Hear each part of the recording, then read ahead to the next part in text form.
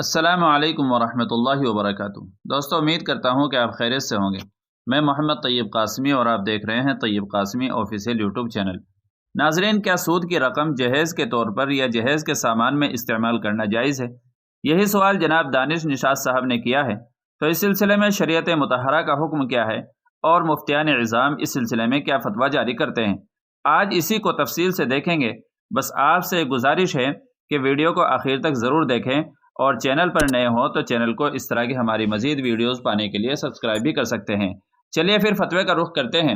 چنانچہ کسی نے جامعہ علوم اسلامیہ علامہ محمد یوسف بنوری ٹاؤن سے یہی سوال کیا، کیا سود کے پیسے سے اپنی بیٹی کے لیے جہیز کا سامان خرید سکتے ہیں؟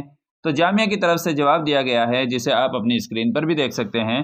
بصورت مسئولہ سوال میں ذکر کردہ سود کی رقم سے مراد اگر کسی سودی آمدن والے شخص سے حاصل شدہ سودی رقم ہے تو اس نے ثواب کی نیت کے بغیر کسی لڑکی کے جہیز کی تیاری کے لیے بطور صدقہ دی ہے، تو اگر لڑکی کا باپ یا خود وہ لڑکی مستحق زکوٰۃ ہے تو ان دونوں میں سے جس کو بھی یہ رقم دی جائے وہ اس رقم کا مالک ہو جائے گا، اور وہ اس رقم کو کسی بھی ضرورت میں استعمال کر سکتا ہے۔ اور اگر سودی رقم سے مراد کسی باپ کی اپنی سودی کمائی ہے تو چونکہ سود کا لینا دینا قطعی نصوص سے حرام ہے، لہذا اس حرام رقم سے بیٹی کو جہیز دینا جائز نہیں ہے۔ آپ کے مسائل اور ان کے حل میں ہے سوال، اگر غریب آدمی اپنے پیسے بینک میں رکھتا ہے تو اس سے سود کی رقم 600 یا 700 بنتی ہے، تو کیا وہ آدمی اسے اپنے اوپر استعمال کر سکتا ہے؟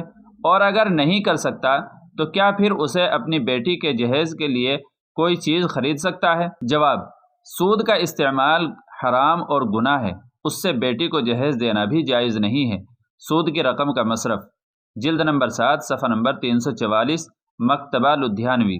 فقط واللہ عالم، دارالافتاء جامعہ علوم اسلامیہ علامہ محمد یوسف بنوری ٹاؤن۔ تو ناظرین، اس فتوے سے صاف پتہ چلا کہ سودی رقم سے اپنی بیٹی کے لیے جہیز کا سامان تیار کر کے نہیں دیا جا سکتا۔